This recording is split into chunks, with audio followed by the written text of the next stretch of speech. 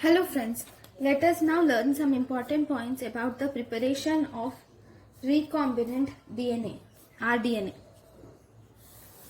So, actually if you see, isolation of a particular DNA is very difficult.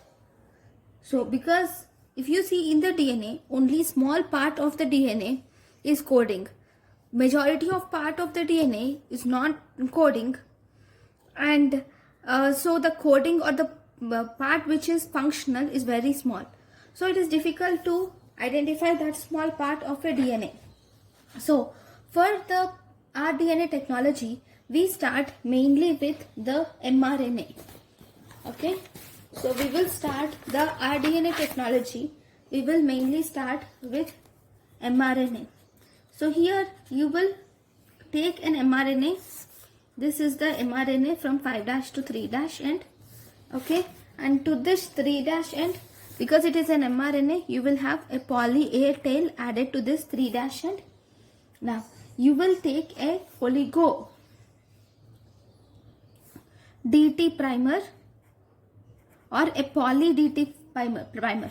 Oligo or poly deoxythymine primer. This is DT is deoxythymine primer. So that means this is the oligo or poly deoxythymine primer is taken, and this is, it pairs up with this 3' end of mRNA. Now you will incubate this mRNA with reverse transcriptase. Reverse transcriptase is the enzyme which converts mRNA to DNA. Okay, so now this is the mRNA. Now here a DNA is synthesized. Okay, so this is the DNA. Now once this is the DNA, I'll draw with this pink color DNA now. Okay, now this is the DNA. Now once the DNA strand is complete, this mRNA is hydrolyzed, and now we have only the cDNA. Okay, this cDNA is incubated with a DNA polymerase, and this DNA polymerase, this cDNA undergoes replication, and it forms a double-stranded DNA. Okay, fine. Now this double-stranded DNA is the main DNA which we are using in DNA recombination technology. Now this is the DNA, right? Now I am just decreasing its size. So this is the DNA from the patient or foreign DNA. Okay, in rDNA technology, we will insert this DNA into the plasmid, so or any cloning vector. So this is the cloning vector which we have taken into consideration. Okay, this cloning vector is cut by the restriction endonuclease. Now this restriction endonuclease will cut the cloning vector at a specific site, and it will also cut the foreign DNA at a specific site required, and that DNA is isolated.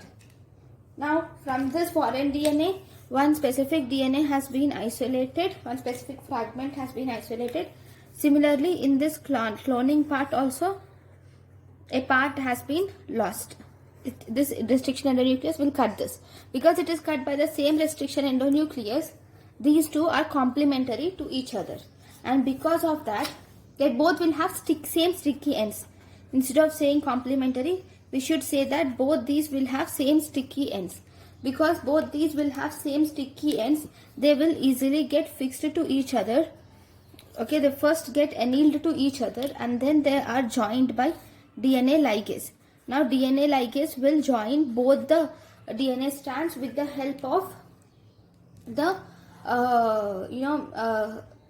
phosphodiester bond. Fine. Now we have got this. This DNA is called as chimeric DNA. Okay, or this is called as chimeric DNA, which is going to be incorporated in the bacteria. So this chimeric DNA with gene of interest, this is now transferred to the bacteria. Now to the bacteria, this chimeric DNA is transferred to the bacteria, and the bacteria is allowed to replicate. if the bacteria is allowed to replicate with this chimeric DNA, okay, the DNA will pass to all the replicated, all the bacteria, okay, to all the replicated bacteria, this will pass to this. So if you see, in all these bacteria, you can see the chimeric DNA which is present, and this DNA which you are seeing, this is the normal nucleic acid of the bacteria. Okay, so this is called as rDNA technology. So we can so this bacteria will now, this enzyme which is this gene of interest will carry out its function in the bacteria, and thus we can get the desired chemicals through this technology. Okay, so what are the uses of this rDNA technology? The main use of this rDNA technology is production of desired recombinant human proteins. Actually, there are many proteins which cannot be isolated from the people for medicinal purposes in a large quantity. So for them, or we cannot use the animal things because of hypersensitivity reactions. So all those proteins, all those enzymes can be produced with the help of this human recombinant proteins. So I will show you the list so that it becomes easier.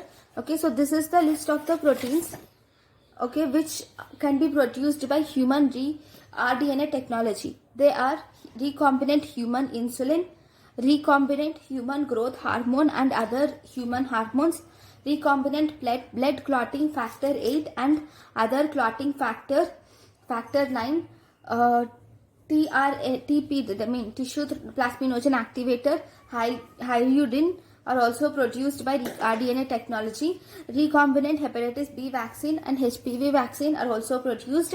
Cytokines and growth factors like interferons and interleukins are produced. Monoclonal antibodies and other related products like rituximab, trastuzumab. Recombinant enzymes like acid alpha glucosidase, which is a myozyme, and alpha L iduronidase, which is an aldurozyme.